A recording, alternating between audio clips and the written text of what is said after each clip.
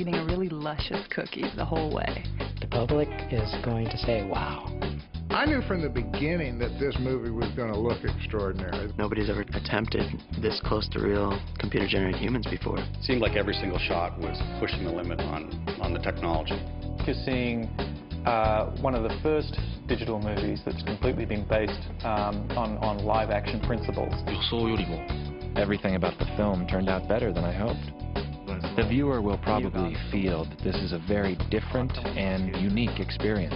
It's a compliment to Sakaguchi-san, who basically has taken the computer world by storm, not only just in the video games, but now he's taking it to a newer level. You gotta do that one. Everybody wants to see that one. What have I done? One of my favorite scenes in Final Fantasy is the beginning of the film, which is called Aki's Adventure A. There's something just wonderful about this scene because it's the only time in the film we have Aki really showing what her quest is. It's Aki alone in the desolate, dead land of old New York. And it's her searching for the sixth spirit and running out of time because she knows at any moment the phantoms will appear. One of the favorite scenes I'd like to view over and over is Aki's landing on Earth when she first enters New York in this dilapidated, dead city. It's very fairy tale, very storybook. We see her walking through this oppressive atmosphere and basically lighting the way. The character of Aki was the heart of the movie for Sakaguchi. It's his mother's name. Aki was Sakaguchi's mother. 13 years ago, my mother died in an accident.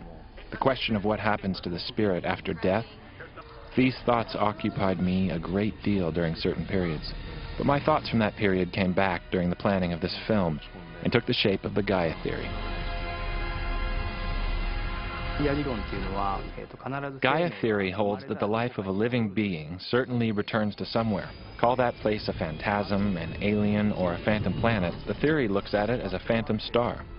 So we have a plot based on the opposition of the Earth's Gaia and the Gaia of the alien's spirit star. In the first scene, where Aki is floating in a no-gravity atmosphere, when she flies towards a window, the question is, will I be in time to save the Earth? At that time, she has an immense feeling of love for the Earth.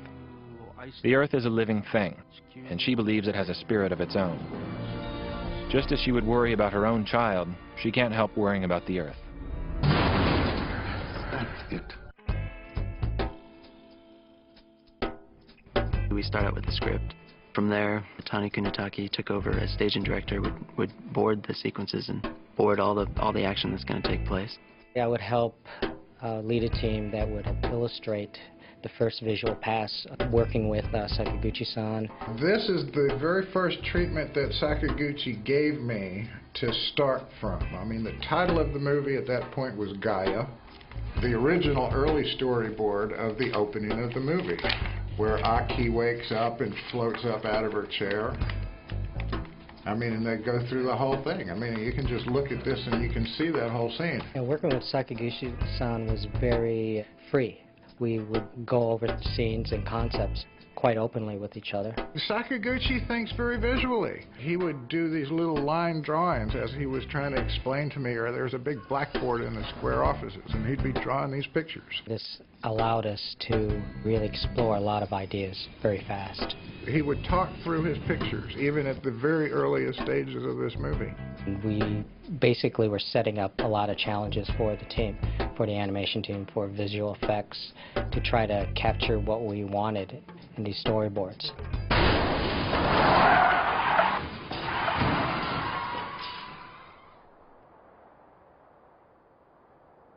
Doc?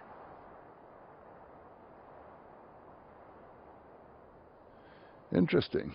We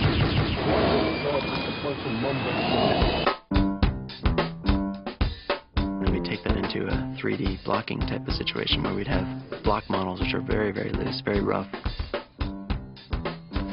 Put them in positions to figure out what our timings would be for our camera moves. And And then from there we take it into motion capture. I'm Remington Scott, motion capture director. Here we see some motion capture staff being suited up. They wear a black suit with the retroreflective markers. Typically our setup would be about 35 markers on each staff member. The infrared lights from the cameras will bounce off of the markers and give us just the markers' locations in 3D space. We use 16 cameras. 2 cameras must be able to see each marker. That triangulates the information. The guns that they carry are really made out of wood, but we add weights to the guns so that the motion capture staff can feel that there really is a weight there. We're able to take that information.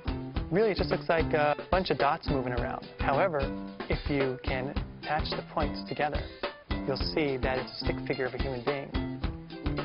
When I first came on, I was a little bit skeptical. I'd worked with motion capture in the past and found that it was extremely difficult to work with, but I also knew that if it was done right, it could basically benefit us quite substantially. You're coming with us. After the motion capture process was complete, we would take it into animation, where the animators would work with the motion capture. This proved to be very useful for the animators. It was very interesting working with the mocap. A lot of places, it was perfect for the scene. But in a lot of other cases, too, we really needed to add on top of it, or in some cases, we had to take it all out and just do it by hand. We hand-keyed the hands and the facial expressions. And even then, there are some subtleties that are very hard to achieve. The eyebrows, the eyes, blinks, the mouth, when the mouth moves, everything is offset slightly. You've been trying to tell me that death isn't the end. Don't back out on me. And everything doesn't happen at the same time. If it's off, you can tell. And so you have to really use a mirror to see exactly what's happening. Even with a swallow. When you swallow, you actually blink and your throat actually goes up, and there's so much that's going on. Our character designers went to Matt Hackett, the animator. Since he was animating the character pretty much on his own, they wanted to put in a lot of his traits. So when he looks into a mirror and basically does his research there, he can apply it directly from himself. There's a lot of mirror work. She's under the influence of the phantoms. A lot of the looks that I give are in General Hein. Here they come. All the animators would bring up the performance on the screen. We call it video reference of the voice performance. Jane, do you mind if we stop talking? I'm trying to concentrate here. My name is Roy Sato. I'm the lead animator here at Square USA. My role in the film is lead animator for Aki Ross. Normally I have Ming-Na's voice recording session video. I put up side by side and I play it like this. Who is this? How did you get this channel? Normally I'd have to go frame by frame and match up Aki's mouth shape to Ming-Na's mouth shape here, but I also built a library of phonemes. These are different mouth shapes I've used in other scenes, and these are essentially just shortcuts that'll drive these little sliders that control the shape of her mouth.